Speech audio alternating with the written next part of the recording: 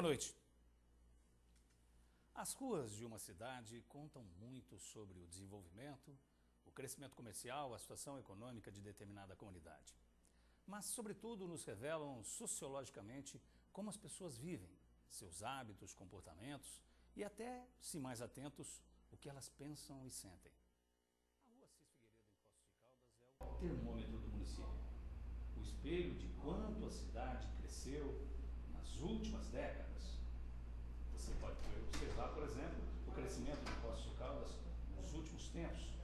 A gente observa o crescimento comercial, o crescimento social, tudo aconteceu e Poços de Caldas tem aí, na Rua Assis Figueiredo, o seu reflexo. É possível detectar nas fachadas das lojas, na chegada dos grandes magazines, no número cada vez maior de veículos e no passo apressado dos transeuntes, que aquela Poços bucólica de anos atrás existe apenas em fotos amareladas pelo tempo.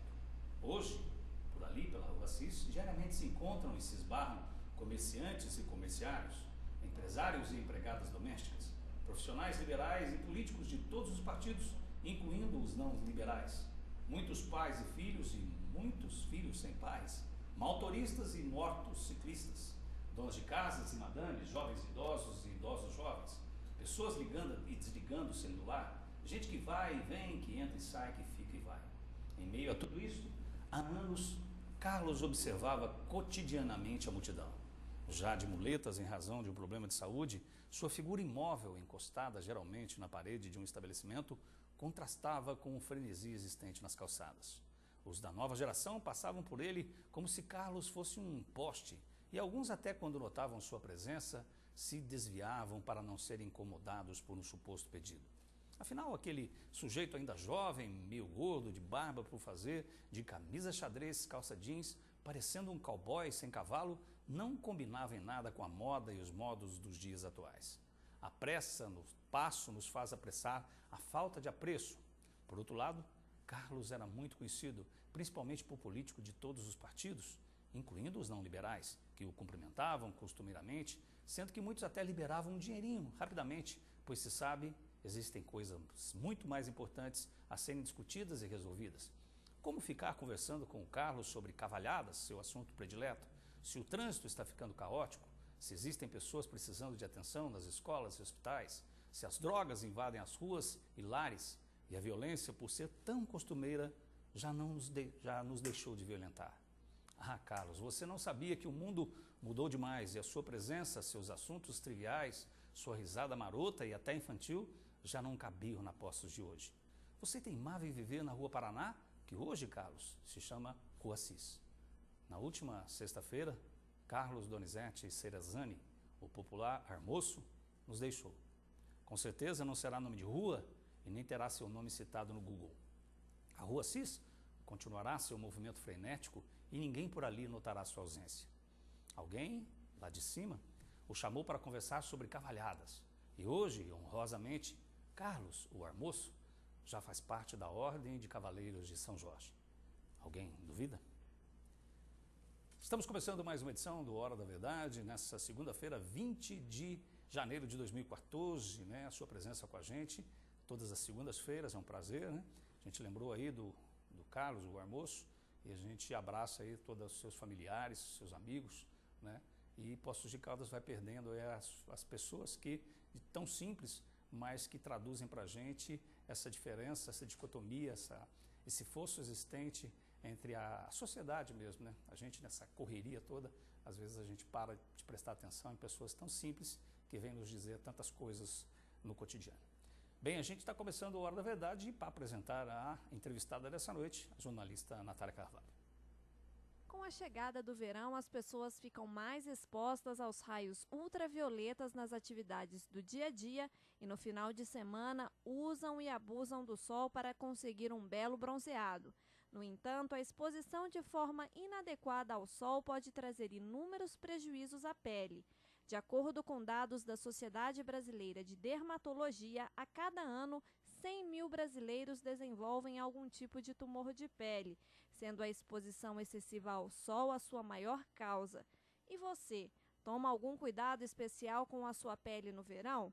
Tem que pôr protetor solar, né? Óculos. óculos escuros, chapéu. Eu passo protetor solar e às vezes eu fico na sombra, né? Tomo bastante água para hidratar. Eu uso protetor solar, né? Não só no rosto, no corpo todo. Uso boné para proteger o rosto e procuro tomar sol no horário adequado. Todos os dias, mesmo que a gente não venha na piscina, a gente usa o filtro solar. Para falar sobre os cuidados que devemos ter com a nossa pele, recebemos no Hora da Verdade de hoje a dermatologista Ana Graziela Ferreira. Tá, então, a jornalista Natália Carvalho apresentou para a gente, ela está, é um prazer recebê-la aqui em nossos estúdios, a dermatologista Ana Graziela Ferreira, e ela vai estar respondendo as minhas perguntas e as suas também, você ligando para a gente pelo 3721-6955 ou através do nosso endereço eletrônico jornalismo@tvpox.com.br. Ana, boa noite, obrigado pela sua presença aqui com a gente. Eu já gostaria de começar com uma pergunta, porque a gente fala às vezes dermatologista, né, e a dermatologia, e a gente às vezes não entende, a gente fala só dermatologia e fala, não, dermatologia cuida de pele. Será que é só isso, né? Gostaria que você explicasse primeiro para a gente como é que a pessoa se torna uma dermatologista e, posteriormente, o que a dermatologia vem oferecer aí para a nossa saúde. Boa noite, obrigado pela sua presença. Muito boa noite.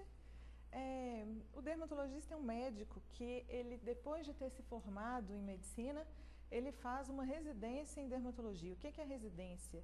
Ele faz uma prova em que ele vai ficar hoje em dia são 3 anos, mas já houve uma época que eram 2 anos de dermatologia, e ele vai para dentro de um hospital escola aprender com professores renomados, atender, geralmente são hospitais públicos ou ligados à universidade. Depois desses 2 anos, o dermatologista faz uma prova de título, que é uma prova da Sociedade Brasileira de Dermatologia, para ele poder se tornar dermatologista, usar esse título. A não ser que a residência que ele tenha feito seja uma residência reconhecida pelo MEC, que aí ele vai, com esse documento do MEC, ele consegue reconhecer no CRM a residência dele. E a dermatologia, a gente fala dermatologia, já logo liga com pele, com doenças de pele. É isso mesmo ou tem outras áreas que a gente não sabe e a dermatologia cuida? O dermatologista ele vai cuidar de tudo que está relacionado à pele. Então, a pele e o que a gente chama de anexos, que são os cabelos, as unhas, as glândulas. Esse é o trabalho que a gente faz. Agora, claro, né, o nosso assunto de todas as rodinhas em todo o Brasil, notadamente em Poços de Caldas não é diferente, é esse calor, que até a gente viu essa matéria aí, perguntando para as pessoas os cuidados que ela tem nessa época do verão. Você que é de Belo Horizonte, né, está aqui com a gente 6 anos, é isso? Isso. E você sentiu essas diferenças, por exemplo, do clima de Belo Horizonte para o clima de Poços de Caldas? Ao longo desses 6 anos, você acha que Poços de Caldas ficou mais quente? Como é que é essa tua percepção sobre o verão, por exemplo? Senti sim.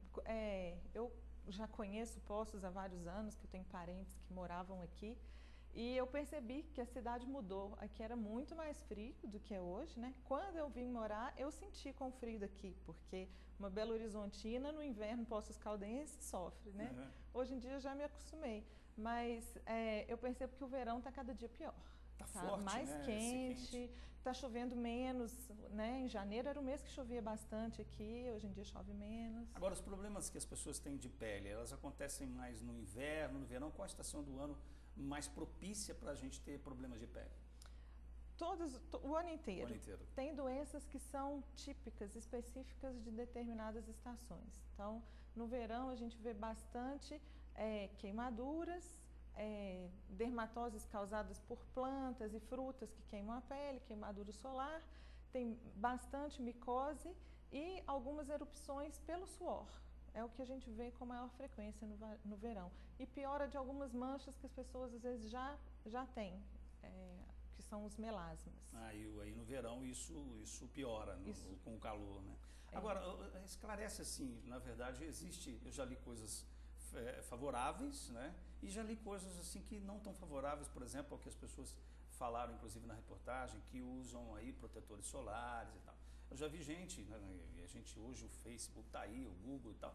Não, essa história de usar protetor solar, isso é uma questão mais das empresas mundiais de química que lançaram isso para crescerem e tal. E outros não, é importante usar o protetor solar. Qual a verdade em relação ao protetor solar, ao filtro solar? O protetor solar, ele é muito importante, sim. Ele não é um passaporte para o sol. Então, não quer dizer que a pessoa usou protetor, ela está liberada para ficar no sol o quanto ela quiser.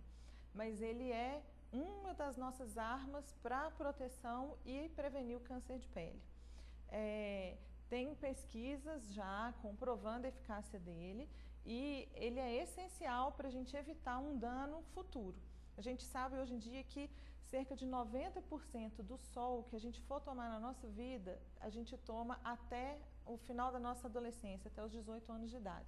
Mas dos 18 anos para cima, também não é para a gente abandonar o protetor e achar que por isso a gente não deve mais proteger. Mas esse sol na infância e na adolescência, pelos hábitos de vida mesmo, né, nessas faixas etárias, faz com que a gente se exponha mais e a gente tome um sol que dali a 20 anos vai trazer um efeito bastante negativo na nossa vida.